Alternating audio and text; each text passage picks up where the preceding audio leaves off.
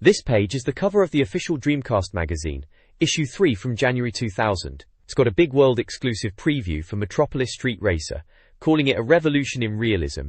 Looks like they're really hyping it up. Alongside that, they've got features on Crazy Taxi, saying, "Our man playtests the first Dreamcast version," Worms Armageddon being described as the ultimate post-pub experience, and Soul Calibur saying, "We take the masterpiece on tour." Down at the bottom, there's a how-to section promising tips on winning at Soul Calibur, losing at F1 World Grand Prix, and solving all your Dreamcast problems. The main image is clearly from Metropolis Street Racer, showing a car driving at speed, gives you a sense of the game, looks like a packed issue for Dreamcast owners. This month's CD includes 4 playable demos: Toy Commander, Xmas Edition, Snow Surfers, Suzuki Alster Extreme Racing, and F1 World Grand Prix for DC. Toy Commander features a 1-level Christmas-themed demo. Snow Surfers offers 2 tracks and boards. Suzuki Alster Extreme Racing provides 2 bikes and solo or versus modes. F1 World Grand Prix showcases the Imola track with various teams. A Sega preview trailer section highlights upcoming titles like Crazy Taxi, Zombie Revenge, and Metropolis Street Racer. Other exclusive Sega previews include Evolution, Soul Fighter, and Sega Worldwide Soccer 2000. And its official section features a letter addressing review scores. Editor Mark Hyam emphasizes the magazine's independence from Sega and discusses localization and speed differences in games. He references previous content on Shadow Man and Soul Calibur, directing readers to page 42 for opinions on Soul Calibur. Rupeku. This page showcases a full-page advert for Soul Fighter. It's certainly making a bold claim, calling the gameplay heaven itself, and declaring it destined for greatness. It was certainly one of the Sega previews we saw mentioned earlier in the magazine. The image is a chaotic, action-packed scene, with fighters battling it out, typical for the genre, and clearly highlighting the Dreamcast as the platform to experience it on. Of course, back then, we were all eager to see if these previews lived up to the hype.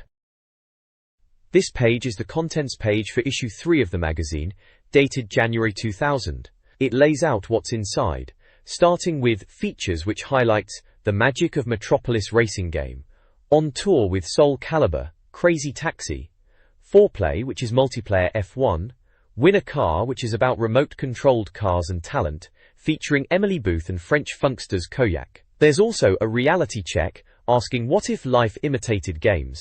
Reviews are listed for Worms Armageddon, Evolution, Revolt, Shadow Man, Tee-Off, Vigilante 8-2 ND Offense, South Park, Chef's Louveshack, and Worldwide Soccer 2000. Previews include Crazy Taxi Again, NBA 2K, Plasma Sword, Zombie Revenge, and Resident Evil 2. Finally, there's regulars covering topics like Upfront, Gadgets, Letters, Subscribe, Vibe, People, Soul Calibur Guide, Sega Bass Players Guide, Developer Interview, Sega Q&R, Tips Q&R, Chatback, Group Therapy, and Endgame.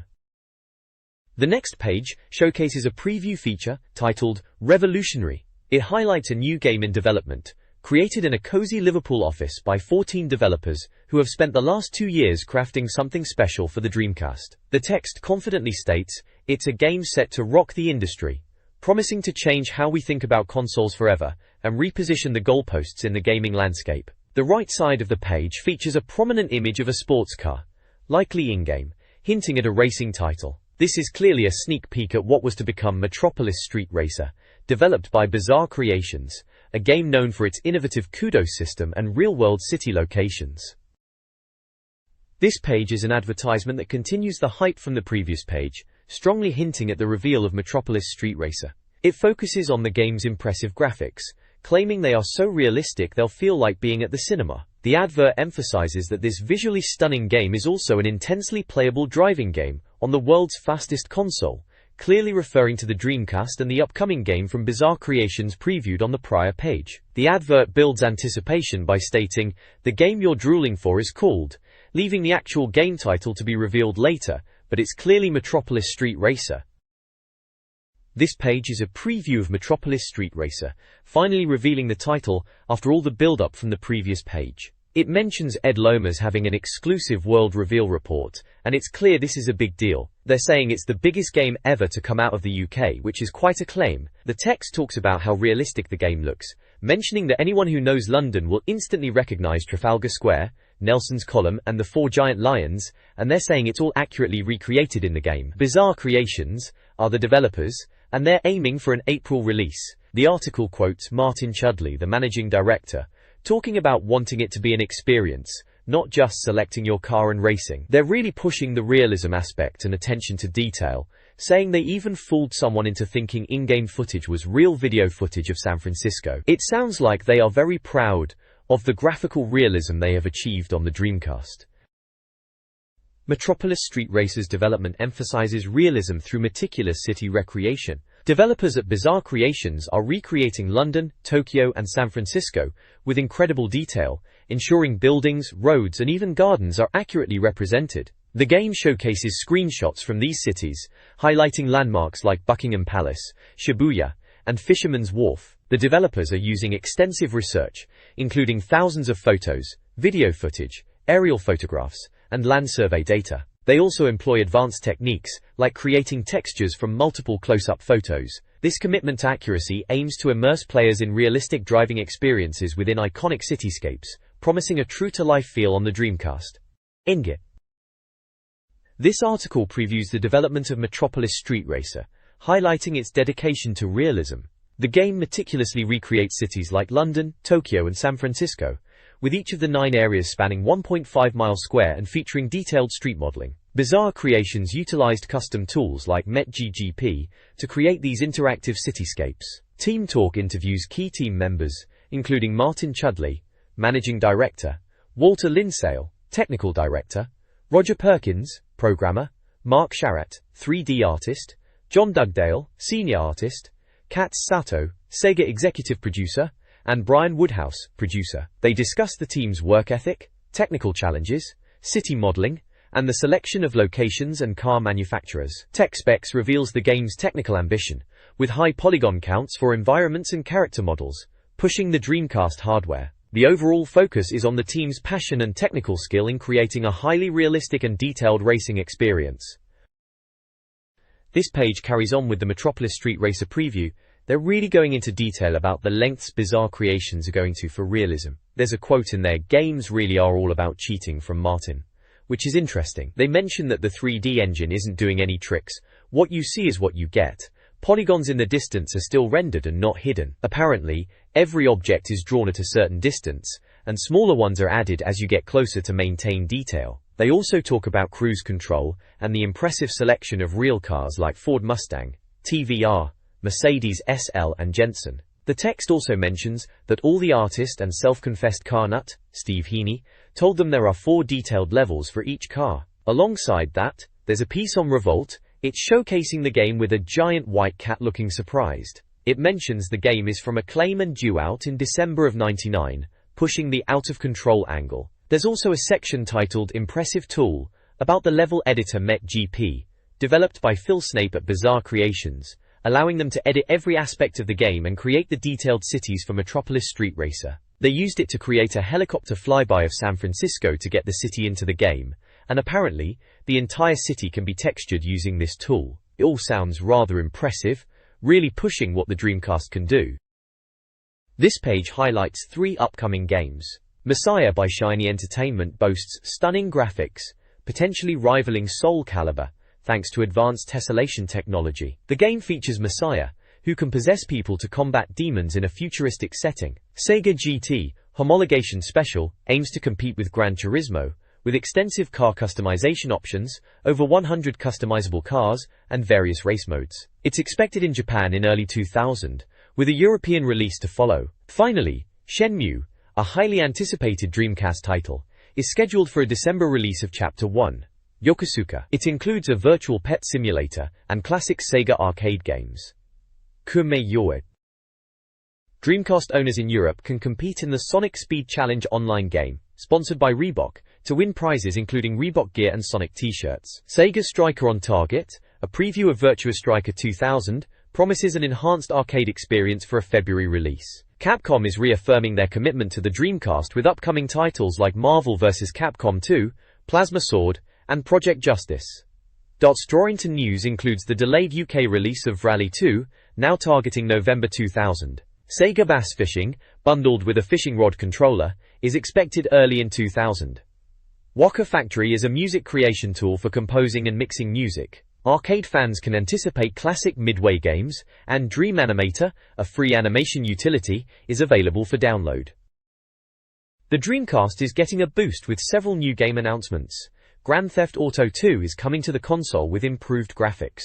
Eidos is bringing Soul Reaver, promising enhanced visuals, and a smooth frame rate for its action-adventure title, scheduled for March. Deadly Skies, a combat flight sim with aerial dogfights, is also in the works, with a release planned for next month. Game news includes Midway's Rush 2049, featuring enhancements and new tracks, potentially with online play. A cartoon-style racing game and Evolution 2 are also being developed. Fujitsu is considering a TV tuner add-on for European release. Finally, a competition offers Dwight York memorabilia, and an advertisement promotes the Infogenie helpline for game tips and support. This Dreamcast page highlights key topics and upcoming games.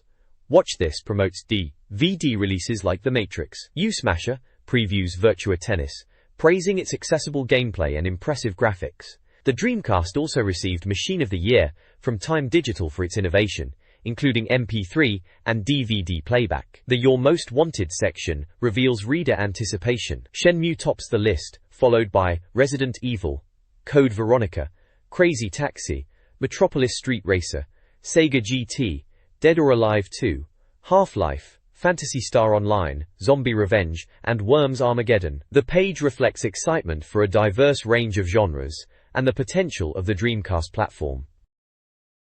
This page has a feature called the Dreamcast Doorstep Challenge. Looks like they got some outdoor types, the hiking and climbing sorts, to try out the Dreamcast to see if it could tempt them away from fresh air. They've called it Zapped, and it's about whether these hardy souls would swap PlayStations for Dreamcasts. There are little profiles of the people involved: Rob Watts, Ian Berry, Russ Walton and Trisha Elvey, asking them about their favorite PlayStation games and if they'd swap to a Dreamcast. The photos show them gathered in a living room with a Dreamcast and a TV. Then there's an advert for Gameplay.com. Big and bold, it's telling you to give yourself an unfair advantage and get into gameplay. The image has a bloke really going for it with a Dreamcast controller, surrounded by games like Sonic Adventure and Ready 2 Rumble Boxing. They're pushing the site as the place to go for games, with loads of titles at good prices, advice from real gamers, money-back guarantee and free delivery across the UK. Looks like they're really trying to be the one-stop shop for online gaming. This page reviews Dreamcast games. The playlist features mini-reviews: F1 World Grand Prix for its graphics, Soul Calibur for its fighting, Ready 2 Rumble Boxing as a top boxing game, Toy Commander for quirky fun, Sega Bass Fishing for fishing enthusiasts, Sonic Adventure as a must-have, House of the Dead 2 as a light gun arcade experience, NBA Showtime for over-the-top basketball action, NFL Blitz 2000 for its American football, and Power Stone for strategic fighting. A Capcom Update CV piece previews Resident Evil, Code Veronica, starring Claire Redfield, highlighting 3D action and visual memory usage. It's set in Europe post-Resident Evil 2, and uses 2 ROMs. Rayman 2. The Great Escape is previewed as a 2D platformer, running at 60 FPS, with large levels. Virgin Megastores advertises Dreamcast games at 2 for £70 or £39.99 each, including Suzuki Alstair Extreme Racing, Soul Calibur, Sonic Adventure and UEFA Striker. The console itself is £199.99, with the tagline "Excessive choice of games" and "Dangerously entertaining." The next page moves away from games and into the realm of gadgets, under the slightly cheeky title, Toys for Boys and Girls.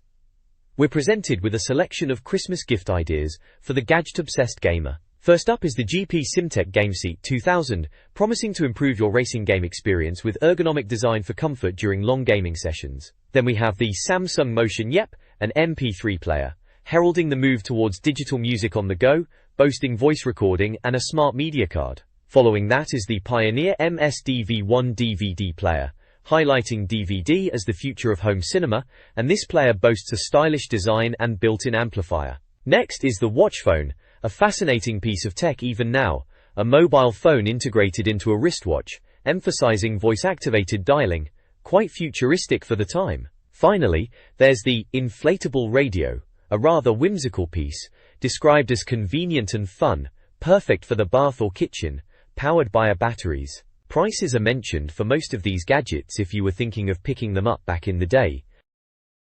The article features 2 segments. Who Loves Ya?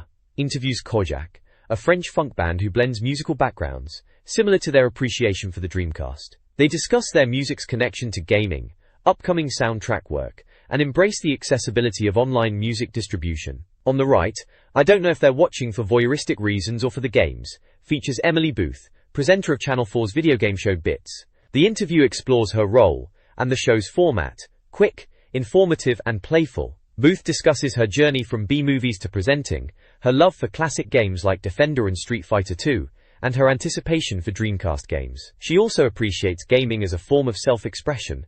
The article ends with praise from Dominic Diamond and a note about a new Bits series. The next page features a spread with 2 distinct sections. On the left, there's an article titled Rally Good, featuring a chap called Ryan Durham. He's apparently the best Sega Rally 2 player on the Dreamcast, at least according to the magazine this week. It talks about how he's topped the online leaderboards for Sega Rally 2, and how he spends hours online racing against others across Europe. He mentions he uses the Lancia 037 in the game, saying it's a bit slidey but you can keep your speed up with it. His best time for Arcade Championship is mentioned as 4:04.605. On the right side of the page, it's a full-page advert for a Dreamcast RPG called Evolution, The World of Sacred Device. The tagline is, "Prepare yourself for the first RPG on the Sega Dreamcast." The advert features a group of anime-style characters and the game logo with Japanese text on it. It's all quite colorful and typical of Japanese RPG artwork. The publishers especially, and Ubisoft, are mentioned at the bottom. This page kicks off with the mailbox section, where readers are giving their thoughts on the magazine. There's feedback on the first issue, and a response to an Otaku My Arse article, with a reader defending their appreciation for Japanese gaming. The short but sweet segment quickly answers reader questions about Dreamcast Online and visual quality. Flicking back to previous issues in the back issues section, we see issues 0, 1 and 2 being advertised. Issue 0 was the essential beginner's guide, highlighting launch titles like Sega Rally 2 and Sonic Adventure. Issue 1 featured Ready 2 Rumble and Trick Style, while Issue 2 covered Soul Calibur and F1 World Grand Prix. Looking ahead, the Blood issue is hyped for next month, promising reviews of Resident Evil 2 and Fighting Force 2. Finally, the Hot CD action segment details what's on the demo disc, which includes playable demos like SWS 2000 and Revolt, plus movie previews for Deadly Skies, Crazy Taxi and Rayman 2. This page is a rather humorous advert for Soul Calibur. It features a picture of an older couple looking rather happy, alongside text that reads, 15 defeats on the trot, Derek. Then there's, "Come on love, I'm the one with arthritis," and arthritis, in large letters below. There's a screenshot from Soul Calibur showing a fight scene, and the tagline at the bottom says something about how few things are as painful as humiliation at the hands of a loved one, and how Soul Calibur is a better way to dish out the hurt. It mentions 19 nail shard characters, lethal weapons, awesome fighting styles and deadly special moves. It's a bit of a tongue-in-cheek way to promote the game, by suggesting even someone with arthritis can beat you at it. Right at the bottom it has the Dreamcast logo, and brags about up to 6 billion players, and mentions the Dreamcast Europe website. It's all playing up the accessibility and fun of Soul Calibur, even if you think you might be too old or infirm to play. This page is continuing the Soul Calibur theme, this time with a bit of a vox pop piece called On Tour Vox Pop on the Clifftop. Warren Christmas took a Dreamcast arcade cabinet all the way to the clifftop to gauge public reaction to Soul Calibur, asking people in the street, park and clifftop itself what they thought. There's a little feature showcasing opinions from punters named Heidi, Matt, Colin, Chris and Andy. They're asked about their jobs, if they play video games, what they think of Soul Calibur, when they last played it, and a rather bizarre question about what weapon they'd use to kill someone in real life. The page also references a big review of Soul Calibur from the last issue of the magazine, mentioning that it scored a perfect 10 out of 10. They're really pushing how amazing the game is, highlighting the graphics, gameplay and depth, quoting someone called Ed from Namco, who reckons it's the game of the year. They even mention expert kendo man Keith Hazelwood is a fan. Apparently, they took a Dreamcast demo unit to the cliffs for this whole feature to get the public playing. It all seems to be reinforcing just how good Soul Calibur is, building on that advert from the previous page, which was all about how anyone can enjoy it.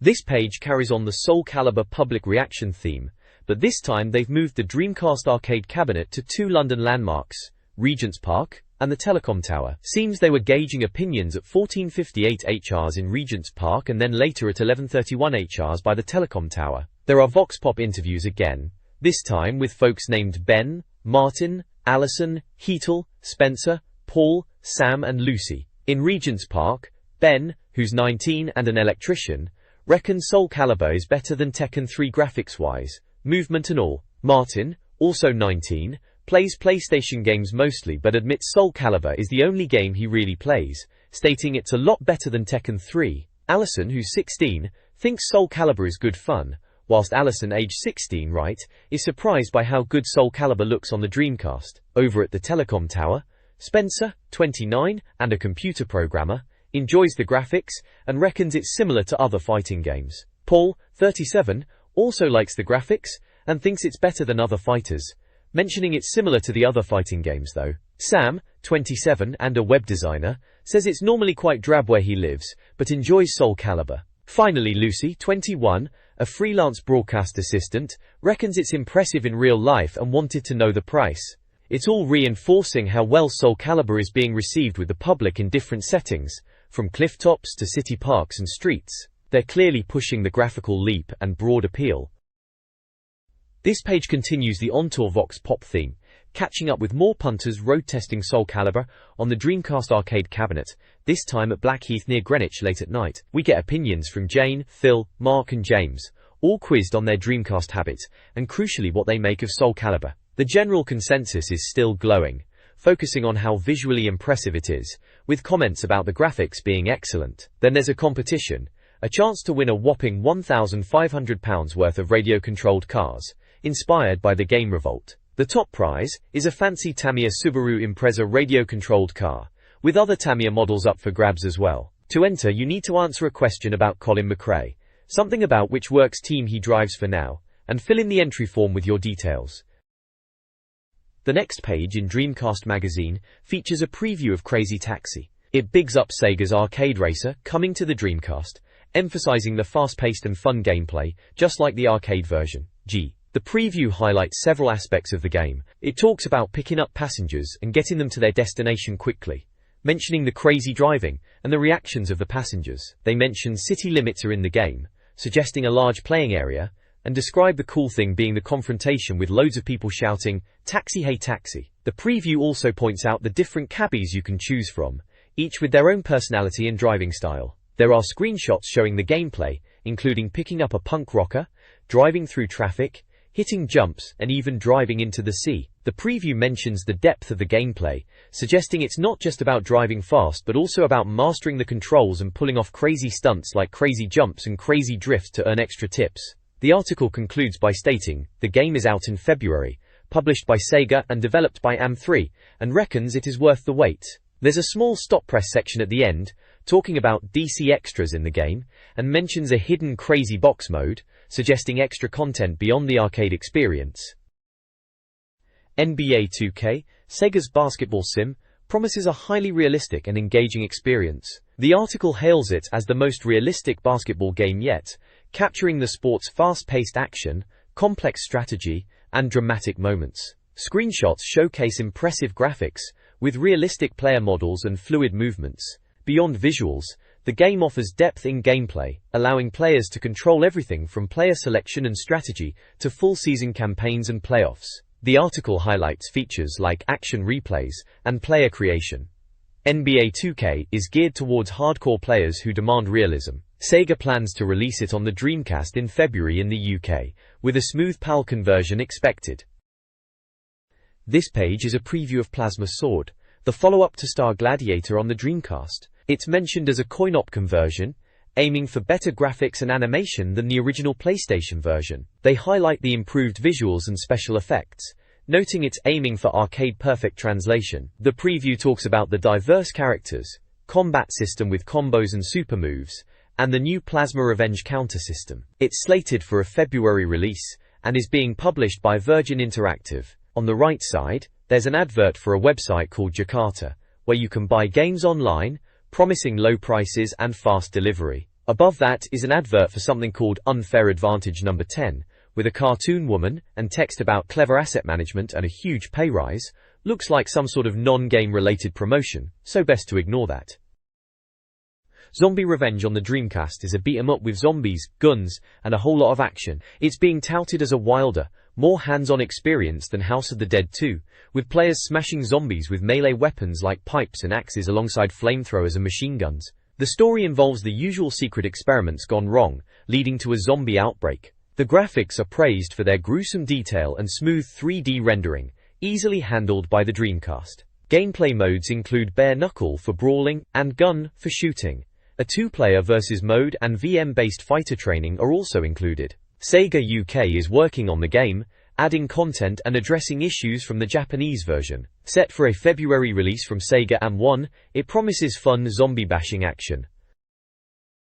This page is a preview for Resident Evil 2 on the Dreamcast, promising a gorefest that'll have you hiding behind the sofa. It's highlighting the game's intense atmosphere, saying it creates a false sense of security, just like the classic Hollywood horror films. They are banging on about how they've ramped up the detail from the PlayStation version, especially the graphics and sound, to really enhance the scary atmosphere. Apparently, the gameplay is split into two scenarios, a second scenario, and you can play as either Claire or Leon. They're boasting about new extreme battle missions to test your skills. The screenshots show in-game action, including one with Leon facing a zombie, and another with Claire. There's a bit of British humour in one caption calling zombies smarties. Another screenshot shows Chris Redfield in extreme battle. Right down at the bottom there's Ada Wong looking rather fetching, and a slightly cheeky comment about her skirt. Catch it. The preview box on the side confirms it's out this month, January, developed by Capcom, and published by Virgin Interactive. So looks like they're really pushing the immersive horror and improved Dreamcast visuals for this classic title. This page is an advert for Jimmy White's 2, Cue Ball on the Dreamcast. It's a bit of a cheeky one, playing up the idea that snooker is seriously addictive and can ruin your life, relationships and even your liver. All in jest, of course. They're calling it the most realistic snooker game ever, and it's now on Dreamcast. Looks like they're going for a bit of a lads mag vibe, with Jimmy White and the two glamorous women. The next page here is titled Formula 4, and it's all about the new F1 World Grand Prix for Dreamcast. They've asked 4 readers what they made of it. We've got Aston Villain, he's 26, and a designer reckons Zelda. Ocarina of Time on the N64 is his all-time favourite, and he's proper hyped for Shenmue. Then there's Chris Lincoln, 27, and a management consultant. He's a Driver on PlayStation fan, and is looking forward to the European version of Driver, and maybe even the Professionals or the Flying Squad game. Steve Griffiths is 25, works in its support, and he's a big fan of Nights into Dreams and Sonic Adventure, and like Aston, he can't wait for Shenmue. Finally, there's Faisal Otmani, a 21-year-old layout artist. Ready to Rumble is his favourite, and he's looking forward to something a bit different, Typing of the Dead. So it's a bit of a cross-section of Dreamcast gamers, and their thoughts on the new 4v1 game and what else is on their radar. Formula 4 presents opinions on the Dreamcast game, F1 World Grand Prix. Aston appreciates the realistic simulation, smooth graphics, and detailed tracks like Monaco, comparing it to Sega Rally 2. Chris also finds it a simulation, highlighting impressive graphics, replays, and the learning curve, even if initially challenging. Steve, an arcade racer fan, found it easy to pick up and addictive, with forgiving gameplay compared to the PC version. Faisal praises its immersive realism and the simulator's learning depth, especially the steering wheel control. Screenshots showcase the game's visuals, with captions highlighting Monaco's tunnel, car setup options, and overtaking maneuvers. The game was previously reviewed, with reader opinions and comments planned for future issues. The next page is titled Reality Bites, and it seems to be an article penned by Steve Hill. It explores the idea of how games are becoming so realistic that the line between fantasy and reality is blurring. It touches upon how video games allow us to do things we wouldn't normally get away with in real life, and how the industry has moved towards more realistic simulations, referencing the film The Lawnmower Man and the idea of on-screen actions mirroring the outside world. It's setting the stage for discussing the impact of increasingly realistic games in this Dreamcast magazine. Steve Hill's Reality Bites column explores instances where realistic video games break immersion, due to exploitable gameplay. Using examples from Dreamcast titles, the piece highlights incongruities between game mechanics and real-world rules. In football games like Wafer Striker or Worldwide Soccer 2000, scoring with the goalkeeper and deliberately scoring own goals are laughably easy. F1 World Grand Prix allows driving the wrong way around the track, a cheat impossible in real racing. NBA Showtime permits scoring in your own basket, directly contradicting basketball's inherent difficulty. The article emphasizes how these flaws, despite aiming for realism, expose the gap between game design and actual sports regulations.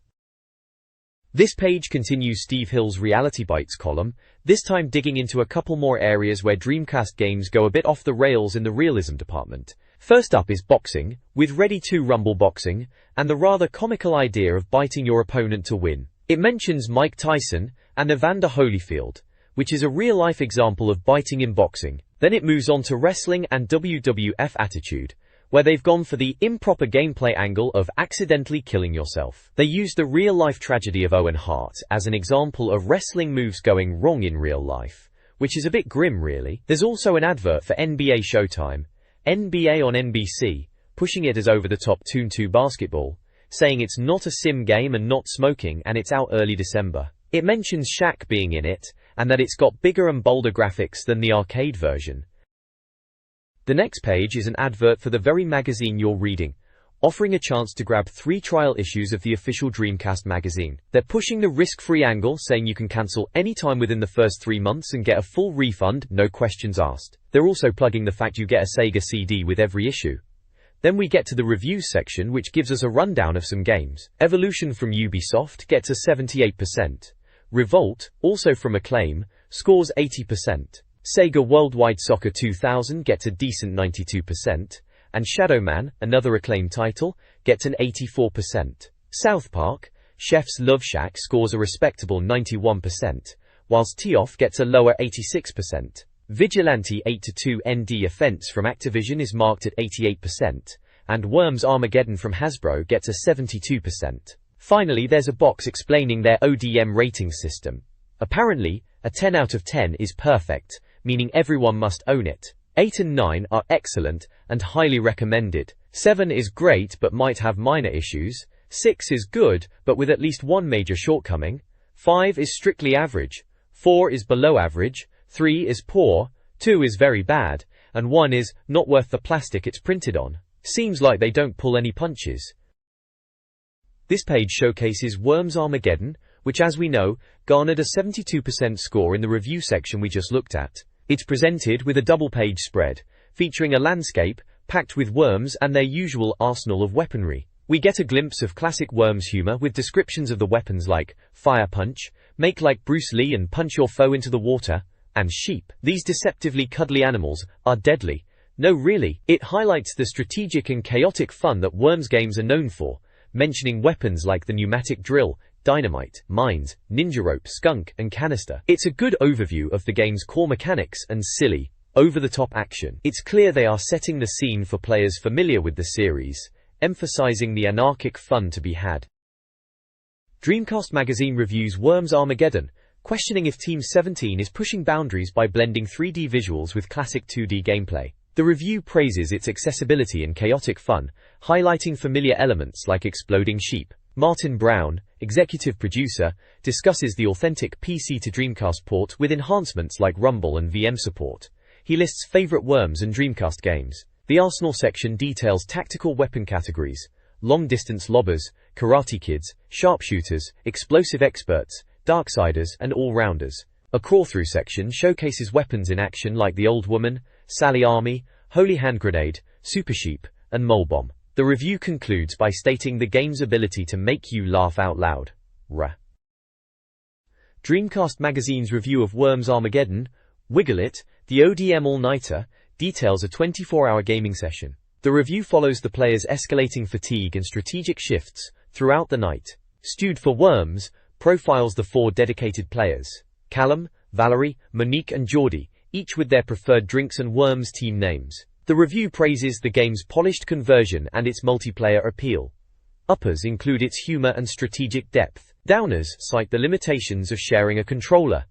The review highlights grenade usage and the game's 4-player limit and full-screen VGA compatibility. Warren's Armageddon receives an 8/10 rating, emphasizing its fun, chaotic multiplayer experience on the Dreamcast. This page dives into a review of Evolution for the Dreamcast. It's billed as an RPG with depth that doesn't disappoint, perfect for fans of sword and sorcery adventures.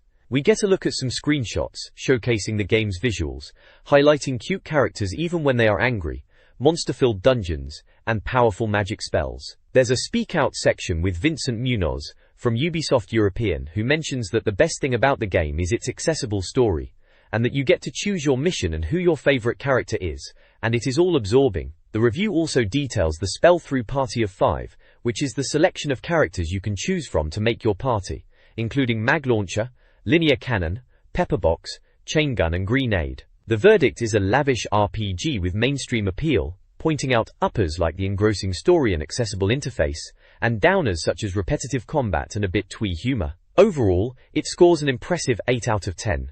The game is priced at £39.99 and is published by Ubisoft and developed by Sting. There's also website info and mention of it supporting 60Hz video modes.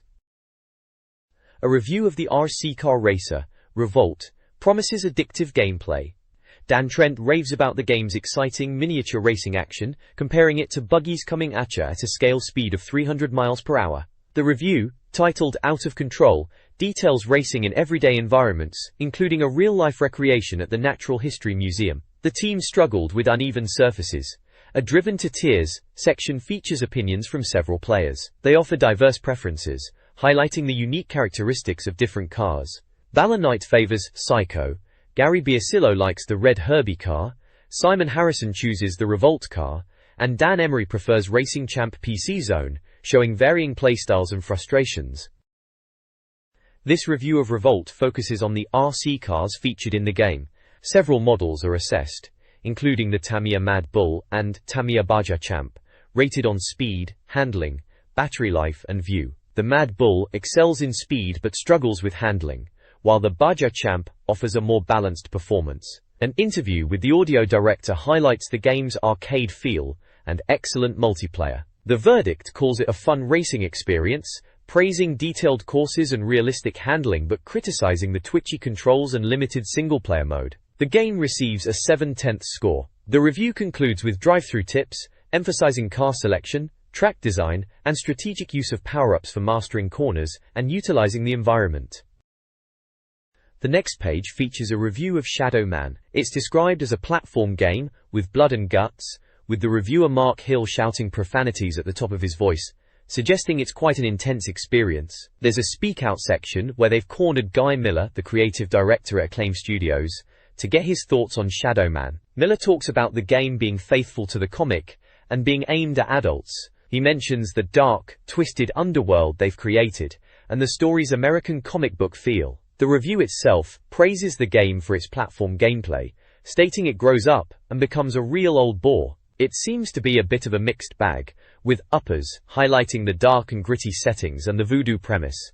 Downers point to confusing puzzles and non-existent eye. The verdict section gives Shadow Man a 6 out of 10 rating, calling it a game right up our street, but becoming a real old bore. There are smaller screenshots showing gameplay, one with bad dudes burst in a shower of meaty chunks, and another showing Michael Leroy before becoming Shadow Man. The review mentions influences like Resident Evil Code Veronica for the chill and blood. It's priced at £39.99 and published and developed by Acclaim Studios. There is also a in 1 hour section mentioning they were beheading chickens and driving pens into a doll of the voodoo character. Tee Off, a Dreamcast golf game, receives a positive review, earning a 7/10 score. The reviewer, Stuart Dredge, initially skeptical, finds the game surprisingly addictive. He praises the cute, Japanese-style visuals and easy-to-learn gameplay with a challenging mastery curve. Various play modes enhance the experience, making it ideal for multiplayer. James Johnson, Acclaim producer, highlights the game's fun and visual appeal, especially the character design. The review's uppers include accessibility and character design, while the downers are the terrible music. Despite the real-world perception of golf, Tee Off manages to be engaging and entertaining, despite its price of £39.99. Vigilante 8-2 ND Offense, a Dreamcast car combat game, receives a 5/10 review, deemed a letdown compared to its predecessor. Gameplay involves 70s-themed driving and shooting with a vigilante, Richie Shoemaker. Graphics are acceptable but flawed, with glitches. The reviewer compares it to titles like Duel and Mad Max. The game offers various modes, 9 vehicles, and unlockable weapons. The gameplay is functional but graphically unremarkable, with some draw-in issues. The creative director highlights the depth of gameplay, mentioning tactics. The verdict is, a good idea poorly implemented, criticizing the emphasis on weapons over skill. While the interactive environments are a plus, the storyline is weak, and gameplay lacks variation. The graphics are not cutting-edge. Published by Activision and developed by Luxaflux Vision, it's considered not a must-have title for the Dreamcast at £39.99. This page features an advert for the Neo Geo Pocket Color handheld, emphasizing its 40 hours of continuous playtime, 18 available titles, 16-bit color display, and 6 case color options, boldly declaring it the only choice you need. The tagline is a simple invitation to get some color in your life. Moving on, there's also a review of South Park, Chef's Love Shack for the Dreamcast. They are calling it another South Park cash-in title, aimed at a more casual gaming audience. The verdict isn't exactly glowing, suggesting even die-hard South Park fans might find it underwhelming. The review does point out that it can be fun with up to 4 players, and successfully captures the feel of a South Park episode. On the downside, it's criticized for being quite dull, surprisingly lacking in the expected South Park edginess, featuring weak questions, and suffering from lengthy loading times. The price is set at £29.99, published by Acclaim and developed by Acclaim Studios Austin. The review mentions quiz show elements and various minigames. The screenshots show Eric, Stan, Kyle, and Kenny in a tug-of-war minigame and in a quiz show setting, highlighting the game's reliance on the South Park humor and quiz format. The next page features a preview of SEGA Worldwide Soccer 2000, positioning it as the second Dreamcast football game aiming to grace our shelves. Stuart Dredge is the author, pondering if it will achieve glory or be resigned to the bargain bin. It mentions that if a football game is decent, it's practically guaranteed console success in the UK. The text talks about how Electronic Arts dominated the football game scene on Dreamcast with UEFA Striker, despite its flaws. SEGA hopes Worldwide Soccer 2000, developed by Silicon Dreams, the team behind the Saturn version, will be the better football game on the console. The screenshots show in-game action with players on a pitch, stadium background, and the Dreamcast logo visible in the stadium advertising.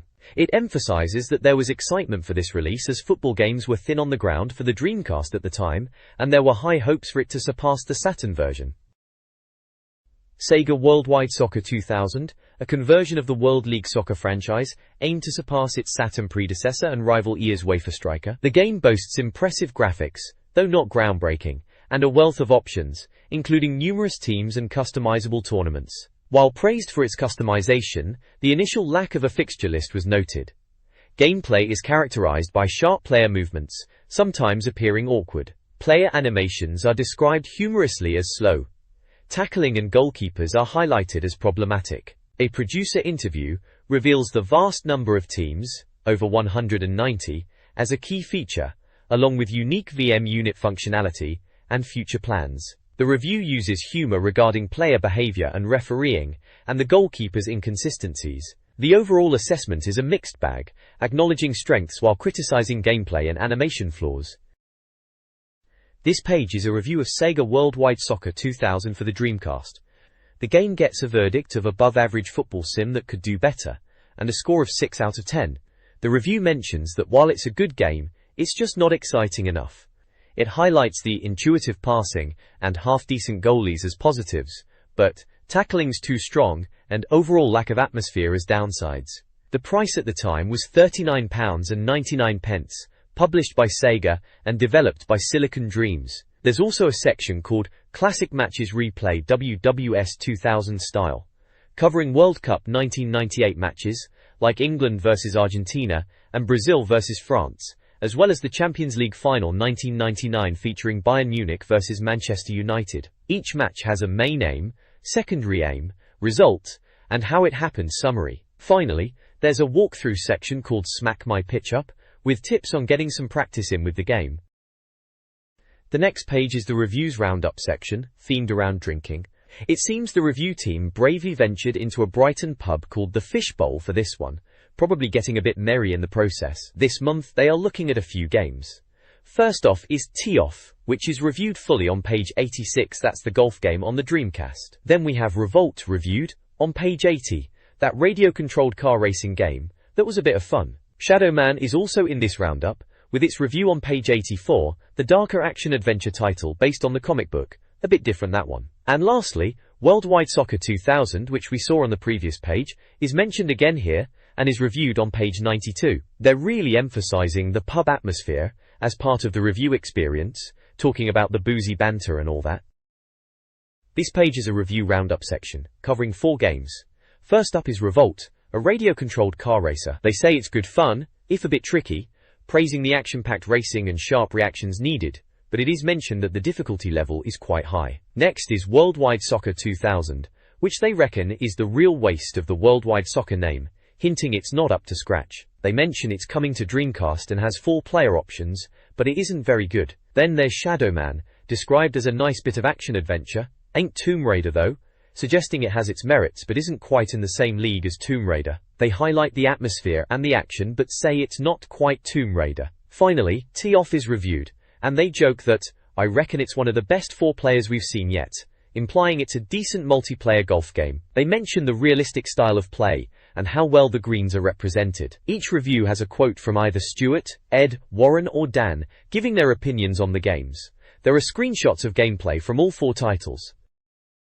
This page is a big advert from Gameplay.com, looks like they are pushing their mail order service for Dreamcast games. They reckon they are Britain's biggest supplier, and are offering free postage and packaging if you get your order in quickly. Loads of games are listed, all the big hitters like Sonic Adventure, Sega Rally 2, Soul Calibur, House of the Dead 2, Virtua Fighter 3 TB, and loads more. They've got accessories too, like VMUS, controllers, keyboards, steering wheels, even the Neo Geo Pocket Color handheld is in there. Seems like a one-stop shop for all your Dreamcast needs.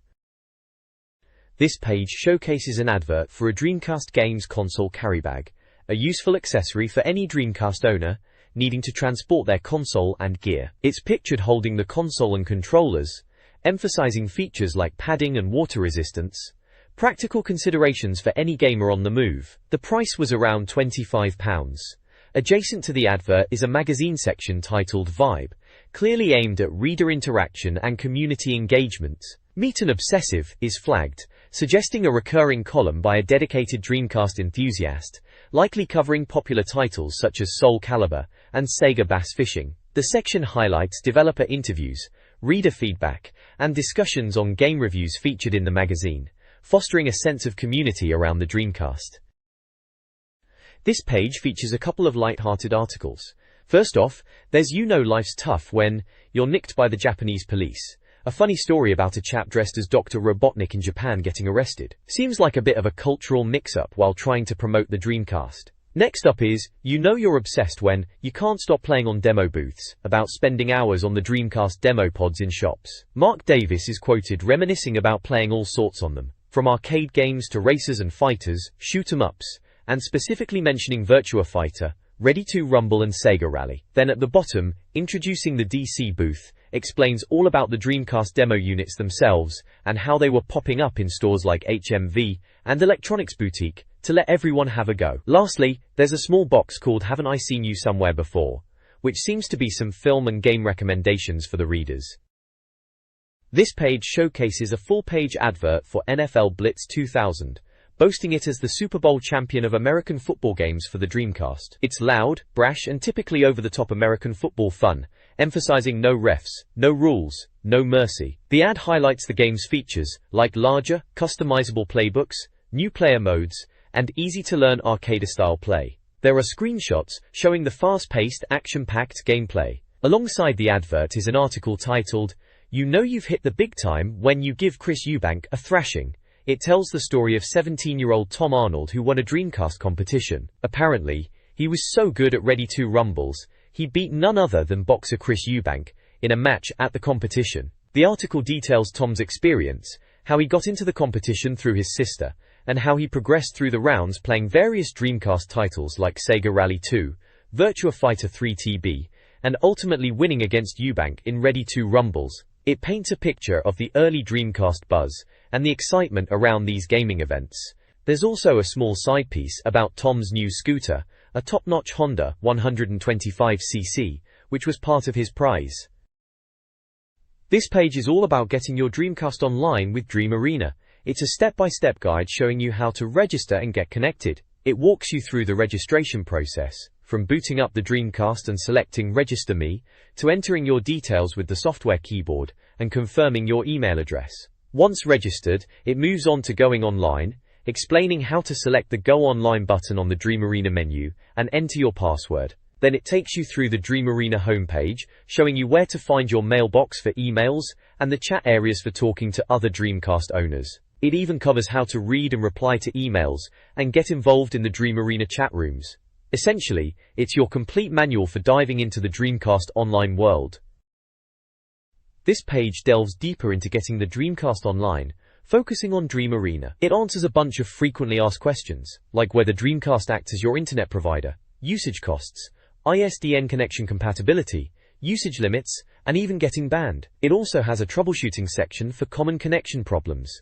Usage limits, SEGA. Moving on, it explains how the cursor works for navigating online, with different cursor types for standard use, pencil mode for text input, and a wait icon for when the Dreamcast is busy. Then there's a breakdown of the software keyboard, which pops up when you need to type online, covering things like moving the cursor, upper and lower case, backspace, and even copy and paste functions. Finally, there's a navigation guide explaining how to use the Dreamcast controller for online navigation and text entry. It highlights the use of the analog thumbpad for scrolling and the directional pad for moving around the screen and selecting characters in the software keyboard. It's all about getting you comfortable using the Dreamcast for its online features. This guide provides a beginner's introduction to Soul Calibur, focusing on core gameplay mechanics and initial character insights. It covers fundamental fighting basics like guarding, guard impacts, guard parries, 8-way running, and soul/spirit charge. Key strategies include understanding throws and recovering from knockdowns. The guide then introduces Voldo, recommended for beginners, with notable moves like Freak Roll, Blind Wave, and Insane Freak. Ivy is presented as a complex character with powerful moves like Eye of Madness, Ember Dust, and Fear's Void. Brief mentions are made of additional moves for Killick, Phoenix Roar, Rising Bow Feint, and Sophicia, Catharsis Stream, Angel Fall, hinting at complex move combinations. The next page continues the Soul Calibur player guide, now delving into character-specific tips and move suggestions. We start with Killick, described as a character for experts and newbies, highlighting his lightning speed and special moves like Raging Phoenix in Yin and Yang. Sophicia is next, portrayed as deceptively angelic but potent, focusing on her quick counters, with Reprisal Angel and Angel Stroke mentioned as key moves. Moving on to Mitsurugi, he's described as another popular choice, focusing on all-round skills and mind games. Heaven Dance and Steel Slicer are highlighted. Finally, Nightmare is presented as the big hitter, but perhaps surprisingly good for beginners. Earth Divide and Fatal Dive are his special moves showcased. There's a section called Beat the Bashers, giving tips for dealing with button mashers, suggesting techniques like varying attack timings and using throws. Fighting Basics sections for each character give a single key tip for each fighter, such as Killick's speed advantage and Sophicia's defensive capabilities. Special moves sections then list a few standout moves for each character, along with button inputs. Lastly, there's a short and sweet section with trick-style options and city beacons, giving tips on how to win every round in Soul Calibur, mentioning Tearround and Travolta as examples, likely referring to taunts and stylish moves. This guide is your ultimate resource for Sega bass fishing on the Dreamcast, offering tips and tricks to master the game. It provides beginner advice, emphasizing patience and natural movements. The guide details the game's modes: arcade, quick stages, and original, rounds across varied environments, plus practice. It outlines recommended lures for each mode, including the popper, vibration lure, grub, and buzzbait. Secrets are revealed, such as unlocking characters, extra practice levels, and special lures. Finally, Short and Sweet provides Dreamcast system tips. Speed Devils offers cheat codes for all cars/tracks, Infinite Nitro, skipping classes, and extra money. Lastly, Aero Wings cheats unlock formation modes and everything. In an interview, David Comard of No Cliché discusses the development of their Dreamcast title, Toy Commander. The studio shifted from sports games to create original content, with Sega's support, aiming for a unique feel distinct from typical European games. Toy Commander, inspired by Toy Story, was their first Dreamcast project. While online multiplayer was considered, time constraints prevented its inclusion. Comard details the development process, including overcoming technical challenges and balancing gameplay. The team, now around 22 employees, is already working on their next Dreamcast project, with Toy Commander taking 15 to 20 months to complete. The interview highlights the Dreamcast's graphical power, a focus on fun gameplay, and a positive outlook for the console. The article also references games, like Little Big Adventure 2 and Time Commando, and includes screenshots. Dreamcast Magazine previews upcoming features and hardware. Sega hints at potential limited edition Dreamcast models and Star Trek games. They discuss internet access improvements for Dreamcast, including potential audio/video file support and the use of the microphone, with online chatting possibilities. The Dreamcast itself powers the VMU, and Sega encourages 60 Hz support in games. Email notifications are confirmed. Hardware prices include the Dreamcast console at £189.99 and controllers at £39.99. Software highlights include Soul Calibur, Sonic Adventure, and Resident Evil 2, each priced at £32.99. Advertisements promote game exchanges, Dreamcast advertising, and mail-order services. Finally, the magazine reviews the Sega Race controller, praising its performance in racing games despite the price. This page offers a mix of tips and reader opinions on Dreamcast games. The Tips Q&A section provides guidance for several titles. Aerowings Dolphin Flight and Hydro Thunder's extra tracks are discussed. For Marvel vs. Capcom, saving characters and using strong characters in survival mode are highlighted. Mortal Kombat Gold Fatality combos, Sonic Adventure's Lost World Temple Puzzle, and House of the Dead 2's Magician Boss Strategy are also covered. Trickstyle's Globe Rider practice is suggested. The chatback section features reader reviews. Sega Rally 2 receives praise for graphics and gameplay. Soul Calibur earns a perfect score and is considered a Game of the Year contender. Sega Bass Fishing gets a cautious recommendation, and Ready 2 Rumble is lauded for its multiplayer fun, with one reader finding it too easy. This page dives into a friend or foe feature, asking 5 Dreamcast owners about their experiences with the console and what they think of Sega's plans. We've got Alison Turner from Sega UK Marketing, Jose Cardoso, a web developer for Gentia Software, Dave Brooks, an IT manager, Gary Jonathan, who runs his own website design company, and Stephen Godfrey, editor of Smith Online Games. And Mark Kitely, a solicitor, is also chipped in at the end. The interviewees are giving their honest opinions. Some are pretty happy, like Stephen, who reckons the software overall is good and loves Sega Rally, though he wasn't so keen on the Virtua Fighter PAL conversion. Dave is also quite pleased, especially with House of the Dead 2. Jose mentions being impressed with the console since October and the quality of the games, despite a few early niggles. Gary is happy enough, thinking the console is great and mentioning he had to import it initially. He's also enjoying Power Stone. Mark is excited about the online side and mentions games like Sega Rally Online and Soul Calibur. Overall, it seems to be gauging the general feeling amongst early Dreamcast adopters. Some love it, some have minor gripes, particularly around the PAL conversion issues and online aspects, but they're all invested and interested to see what Sega does next. The next page continues the Vibe Group Therapy feature, where Alison Turner from Sega Marketing talks about Dreamcast being about social gaming and inclusivity, and Stephen Godfrey agrees, mentioning the importance of good software. Dave Brooks mentions how people are keen on the VM units and games on them, and Alison confirms they are popular. Jose Cardoso remarks on Dreamcast being the first to launch with network and online capabilities, and plenty of downloadable elements, which is a step up from competitors. In the memory lane section they discuss VM units again, with Dave recalling people getting caught up in them and Alison mentioning they've filled units with Sonic Adventure content. Moving on, Stephen suggests using ads in magazines like Good Housekeeping to reach a wider audience, and Alison responds that their marketing is about appealing activity that's both for the bedroom and your own. They discuss female gamers, with Alison stating they are seeing more girls interested in Dreamcast, which is great. In the soft-hearted section they ponder what makes Dreamcast successful. Mark Kitely thinks it's the games, particularly mentioning Soul Calibur and Sega Rally. Stephen agrees on software being key, highlighting games like House of the Dead 2 and Soul Calibur again. Allison adds that success is about excellent software and continued support. Finally, in coming soon, it teases another group therapy session in a future issue, inviting readers to get in touch with their thoughts. This magazine spread features a Christmas-themed focus on the SEGA Dreamcast. The left page includes a humorous image of Santa demanding 25 million Dreamcasts, and an article suggesting the console is becoming a Christmas tradition. The article promotes Dreamcast games like House of the Dead 2 and mentions dads and kids enjoying the console. The right page is dominated by an advertisement for Special Reserve, a club offering value-for-money benefits like free gifts, magazine issues, and competition entries. The ad highlights discounted Dreamcast games like Soul Calibur and Shenmue, and peripherals such as controllers and steering wheels, with finance options available. There are also listings for Dreamcast books, and a small section promoting ukcheats.com and Neo Geo Pocket Color games. The spread concludes with an unrelated car advertisement.